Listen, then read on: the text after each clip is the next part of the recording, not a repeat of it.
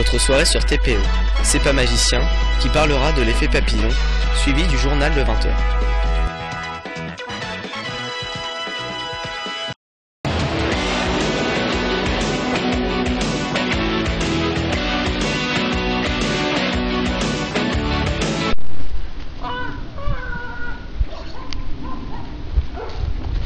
Mais qu'est-ce que vous faites?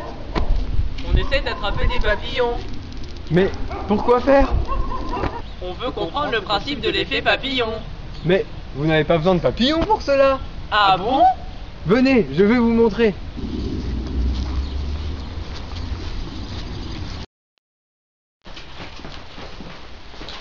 Bonjour les scientifiques. Aujourd'hui nous allons parler de l'effet papillon. Vous savez, le principe selon lequel un petit événement peut avoir de très grandes conséquences. Ah bon? Oui, mais qui de mieux que Edward Lorenz, celui qui est à l'origine de ce principe, peut vous l'expliquer? Ça tombe bien, nous avons ce cadavre. Voici la dépouille d'Edward Lorenz. Très bien, grâce à ce ressuscitateur, je vais pouvoir le ramener à la vie. Mais non Albert, tu sais bien que E égale MC2 et pas... Où suis-je? Bonjour monsieur Lorenz, vous êtes l'invité d'honneur d'une émission télévisée sur l'effet papillon. Pouvez-vous nous parler de votre découverte, s'il vous plaît? Ah, je comprends mieux maintenant. Eh bien soit, je vais vous expliquer l'effet papillon et me présenter. Mais est-ce que je pourrais retourner au-delà avec Albert Einstein pour continuer notre discussion? Oui, bien sûr, nous le ferons plus tard. Bien d'accord. Alors bonjour à tous, je m'appelle Edward Lorenz, ou plus précisément Edward Norton Lorenz. Je suis né en 1917, le 23 mai dans le Connecticut, et j'ai décédé le 16 mai 2008 à Cambridge, à l'âge de 90 ans, une semaine avant mon anniversaire. C'est triste, vous ne trouvez pas? Oui, mais ce n'est pas ce qui nous intéresse. Bon, j'y retourne. Donc je travaillais au MIT en tant que météorologue. Le MIT? Mais oui, vous savez, l'institut de technologie dans le Massachusetts. Donc j'ai travaillé en tant que météorologue, et c'est en 1963, totalement par hasard, que je fis ma première découverte. Et quelle découverte? Bien qu'avec seulement 3 variables, on peut créer le chaos. C'est compliqué mais en même temps tellement simple.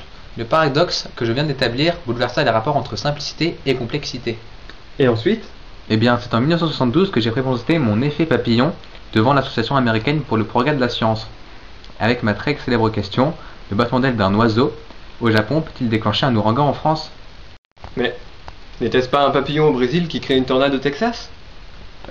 Oui, non mais je voulais voir si vous suiviez. Donc je reprends. C'est lors de cette intervention que pour la première fois, j'ai montré mon attracteur, mais il faudra quand même plus de 15 ans pour que les autres scientifiques comprennent mes résultats. Pouvez-vous nous en dire plus? Oui, je vais donc vous raconter comment j'ai découvert cela. Étant météorologue, mon travail était de prédire le temps, et donc pour cela, je me servais de mon ordinateur. J'entrais plusieurs variables définies à 10-6 près, puis j'enseignais à la machine qui me donnait une colonne de chiffres que j'interprétais alors. Mais un jour, étant fatigué, après plusieurs heures de travail, une envie de café me vint. Donc je me dépêcha et j'entrais les paramètres de la deuxième manœuvre à 10.3 près. Je le faisais 2 fois pour vérifier mes résultats. Après avoir bu mon café, je retourna à mon travail et je vis que la colonne de chiffres obtenue était totalement différente que celle réalisée à 10 puissance -6 près. Et c'est grâce à cela que je découvris la théorie du chaos. Merci monsieur Lorenz pour votre grande contribution à notre émission. De rien, j'espère avoir répondu à toutes vos questions, mais je dois maintenant me retourner voir Albert, sinon il va s'inquiéter. Venez, je vais vous raccompagner vers l'au-delà. C'est par ici.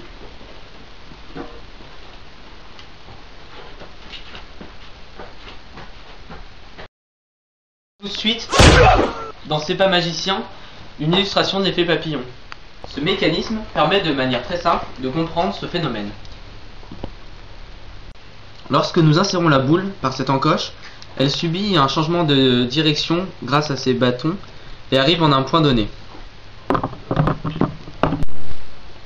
Comme vous avez pu le constater, la boule est arrivée en ce point. Maintenant, le seul fait d'enlever un seul de ces bâtonnets va changer le résultat.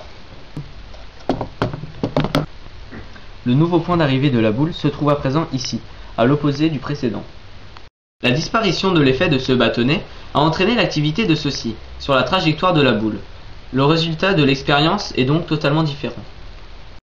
On peut aussi retrouver l'effet papillon dans la programmation informatique, comme dans le langage C++ ou Java, où il est impératif d'indiquer la fin de commande à la machine par un point-virgule. Et si l'on oublie l'un d'eux, alors cela provoque le non-fonctionnement du programme. Je vais laisser place à Robin. Nous allons prendre comme exemple un programme simple réalisé en TI basique dont voici le fonctionnement. Au début du programme, on définit deux variables a et b, chacune contenant la valeur de chaque compte en banque, 0 et 1. L'utilisateur doit ensuite rentrer dans une variable c le montant du dépôt qu'il veut faire, puis dans une variable d le numéro du compte sur lequel il veut effectuer ce dépôt. Si d est égal à 0, alors la valeur du compte 0 est égale à la valeur initiale plus le montant du dépôt, donc a plus c est égal à a. Et si d égale 1, alors la valeur du compte 1 est égale à la valeur initiale plus le montant du dépôt, donc b plus c égale b.